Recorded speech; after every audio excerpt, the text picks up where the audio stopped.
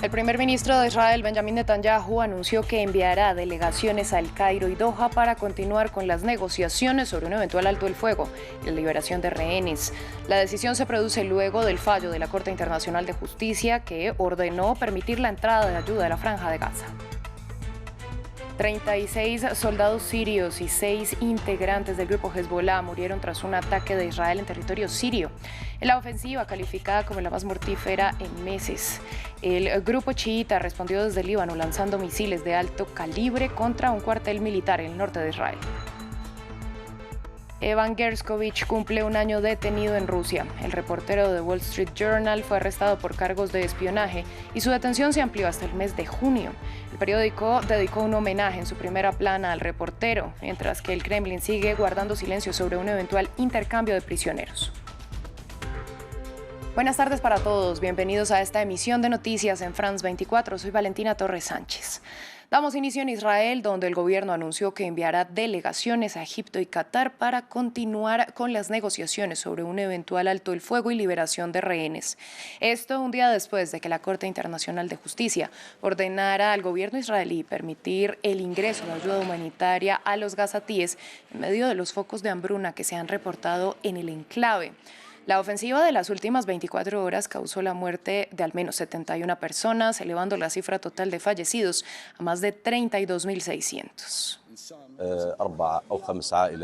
El hogar albergaba a más de 50 personas, 4 o 5 familias, en su mayoría niños y mujeres, residentes civiles confinados en sus apartamentos. De repente un cohete fue lanzado en el edificio de 4 pisos sin previo aviso. Todos han visto el resultado. Más de 19 mártires, en su mayoría niños y mujeres, fueron asesinados. Entre los mártires había niños, algunos de tan solo 6 o 7 meses de edad. 5 niños y más de 6 mujeres se encontraban entre los mártires. Y hubo muchos heridos, más de 30, la mayoría de ellos también niños y mujeres, por desgracia. Vamos ahora a Siria, donde un ataque de Israel dejó al menos 42 muertos, 36 soldados de las fuerzas gubernamentales sirias y 6 miembros del grupo chiita libanés Hezbollah. La ofensiva que se llevó a cabo en la provincia de Alepo, al norte del país, es la más mortífera en meses. A su vez, el grupo chiita respondió desde el Líbano, lanzando una ronda de misiles de alto calibre. Los detalles desde Beirut, con Etel Bonet, corresponsal de France 24. Israel está atacando desde varios frentes a Hezbollah para debilitar su arsenal militar, con el que diariamente está atacando posiciones militares israelíes desde el sur del Líbano. El bombardeo contra un depósito de armas en la ciudad siria de Alepo ha sido el más mortífero desde que comenzaron los enfrentamientos fronterizos el 8 de octubre. 42 personas han muerto, la mayoría miembros del ejército sirio y 6 combatientes de Hezbollah. Siria se ha convertido desde hace tiempo en un corredor para el envío de armas desde Irán al Líbano para apoyar a Hezbollah en su lucha contra Israel. El gobierno israelí teme que su frontera con Siria se convierta en un nuevo frente desde donde milicias proiraníes puedan atacar el territorio israelí. Este no ha sido el primer ataque en las últimas 24 horas, sino que horas antes del bombardeo cerca del aeropuerto de Alepo, en otro ataque aéreo israelí contra una vivienda en el barrio damasquino de Saida Seinab, han muerto 2 personas y este barrio es uno de los feudos de las milicias proiraníes. A su vez, Israel aseguró que mató a un subcomandante del grupo Hezbollah. La ofensiva se llevó a cabo en el sur libanés y, según el ejército israelí, alcanzó uno de los líderes en lanzamiento de cohetes con ojivas pesadas y señalado de realizar y planificar ataques contra civiles israelíes. La información no ha sido confirmada por Hezbollah. La guerra en Gaza ha alterado la forma en que los musulmanes palestinos viven el Ramadán. Una multitud intentaba cruzar hacia el complejo de Al-Aqsa en Jerusalén para realizar su oración del viernes, pero algunos se quejaron de que se les prohibió la entrada e incluso se les pidió regresar. La zona donde se ubica el que es considerado el tercer lugar más sagrado del Islam es a menudo escenario de enfrentamientos entre judíos y musulmanes, pero desde el inicio de la guerra las restricciones han sido más estrictas.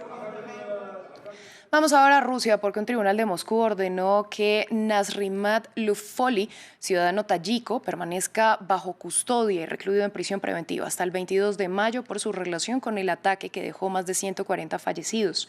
En total, Rusia ha detenido a 12 personas en relación con los hechos que fueron reivindicados por el autoproclamado Estado Islámico, incluidos los 4 hombres armados que dispararon a decenas de asistentes al concierto y luego prendieron fuego al Crocus City Hall. Justamente el periodista estadounidense Evan Gershkovich cumplió un año detenido en Rusia tras ser arrestado y acusado de cargos de espionaje. Moscú asegura estar dispuesta a una negociación para intercambiar prisioneros, pero de momento no se ha materializado. Alba Santana tiene los detalles. Ya hace un año que el periodista del periódico The Wall Street Journal, Evan Gershkovich, está entre rejas en Rusia. Todo después de ser arrestado en la ciudad de Ekaterimburgo bajo sospecha de espionaje. Allí era periodista, no hay problema. De repente él, quiero decir, estoy simplificando, pero él habla de Prigozhin. Va a una ciudad de producción militar cerca de Ekaterimburgo. De repente encajan todas estas casillas, puedes marcarlas todas. Debe ser un espía y por lo tanto se convierte en una herramienta. Desde entonces, tanto la diplomacia estadounidense como sus familiares y amigos, o el mismo The Wall Street Journal, que abrió la edición de este viernes con un artículo dedicado a Gershkovich, han luchado por el regreso del periodista a Estados Unidos. En teoría, el mismo presidente de Rusia, Vladimir Putin, aseguró que la puerta para un intercambio de prisioneros con Washington estaba abierta, pero hasta el momento ni se ha llegado a ningún acuerdo ni se tiene información sobre posibles negociaciones. De hecho, a principios de esta semana, un tribunal ruso amplió por 3 meses más su detención preventiva. Precisamente ayer, Rusia amplió su detención después de otra audiencia simulada. En la audiencia de ayer, las autoridades rusas ni siquiera aportaron pruebas de que se hubiera cometido un delito. Eso es porque no ha hecho nada malo. El periodismo no es un delito. No obstante, su familia no ha perdido la esperanza de que Gershkovich vuelva a casa. Pero para eso, las negociaciones entre Rusia y Estados Unidos y un hipotético intercambio de prisioneros tendrían que materializarse.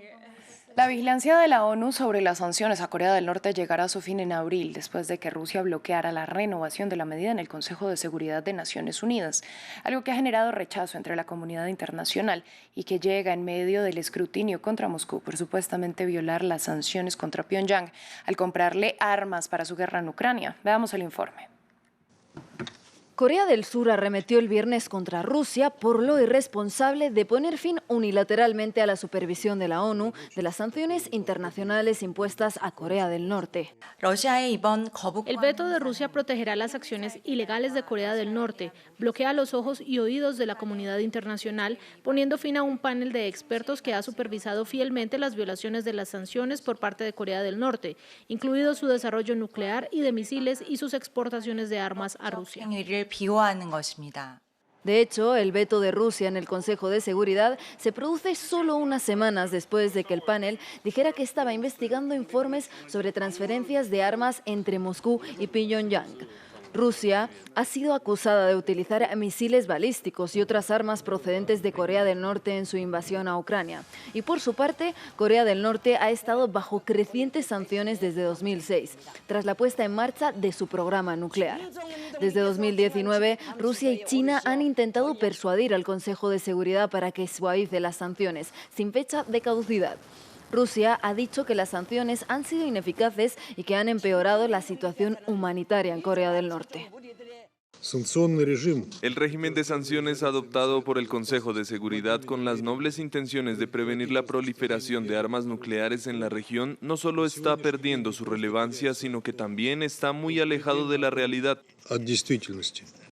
No es la primera vez que Rusia utiliza su derecho de veto para protegerse de una potencial investigación. En agosto puso fin a una investigación de la ONU en Mali, que sugirió que mercenarios vinculados con Rusia estaban implicados en abusos generalizados, incluida la masacre de al menos 500 personas en 2022. El hasta ahora líder del Partido Democrático Unionista de Irlanda del Norte, Jeffrey Donaldson, dimitió tras ser acusado de presuntos delitos sexuales cometidos en el pasado. El político fue detenido e imputado el jueves junto a una mujer de 57 años y ambos están citados a comparecer ante la justicia el 24 de abril. El diputado Gavin Robinson fue designado líder en funciones mientras se organizan elecciones internas. Fin del informativo, volvemos en breve.